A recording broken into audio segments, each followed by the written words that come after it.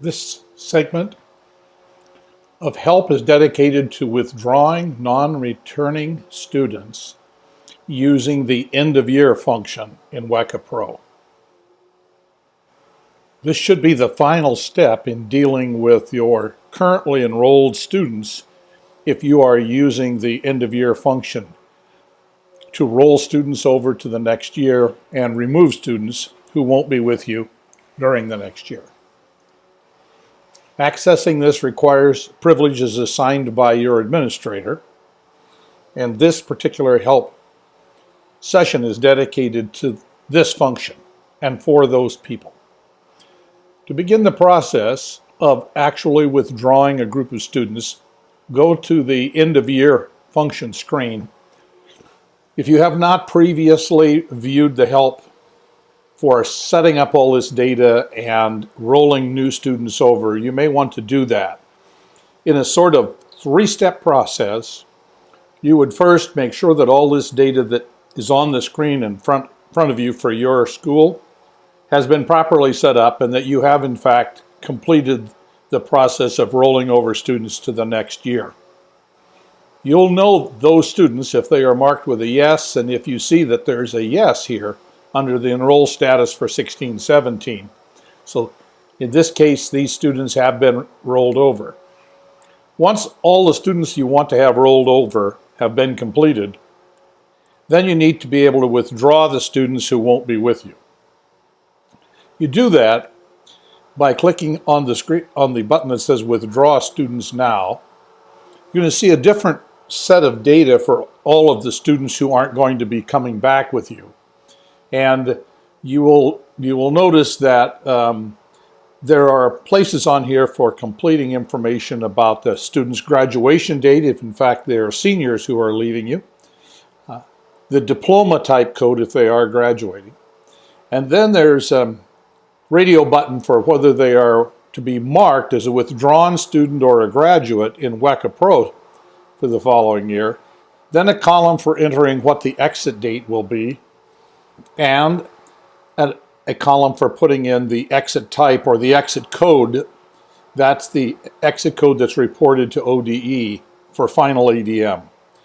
It's always positive if all this work can be done before you submit your final ADM.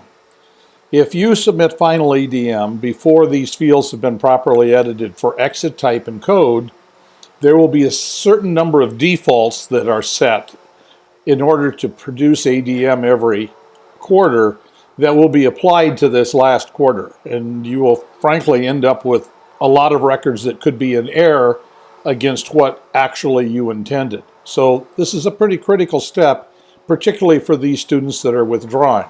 Students that were rolled over in the previous step, even if their ADM has been submitted, that's fine, because those students would have had an ADM submitted with a continuing enrollment end of term mark, and those will be appropriate. There's a couple of ways to fill this data, particularly these columns right here.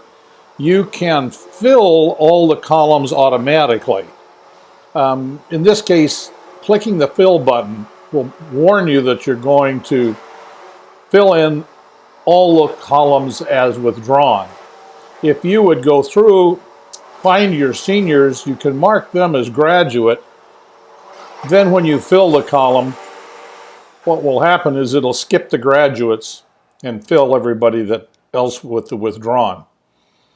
The same thing is true here for the default exit date. Now there's some bogus data in here because Rydell High School has been around for a while, and these students over here have graduated and ended school several times.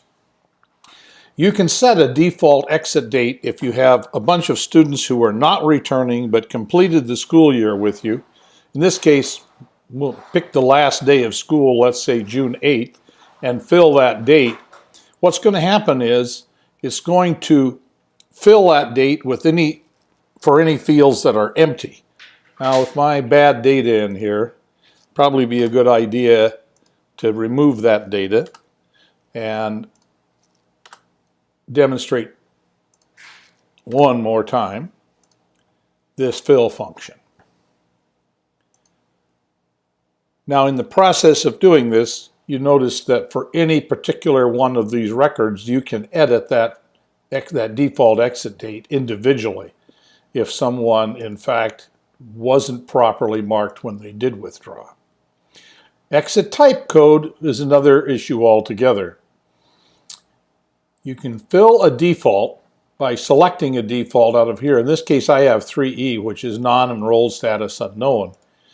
And I can fill that,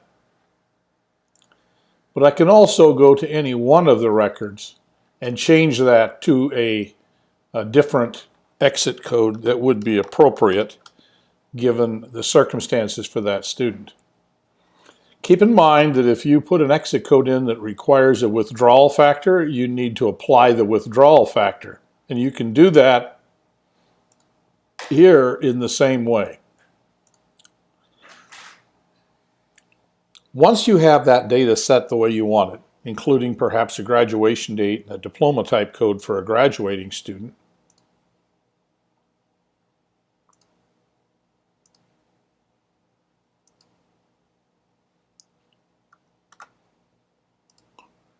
you are ready to mark the students for withdrawal.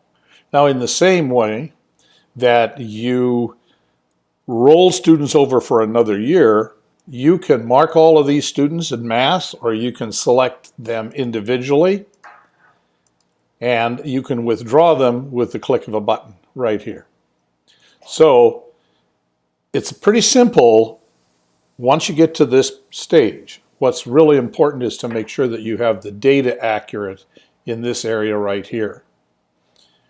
Once that has happened, you are also able to print a report, particularly for these students that are withdrawing.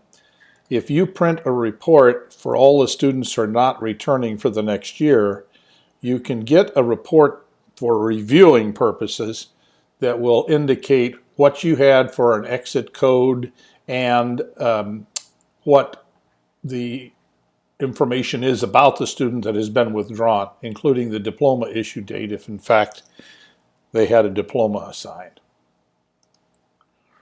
Once you've done that, once you've uploaded new enrollment records for the students who are returning and gone through the withdrawal process, you've completed the entire cycle for the end of year function that's built into WekaPro. As usual, if you have any questions, contact me directly.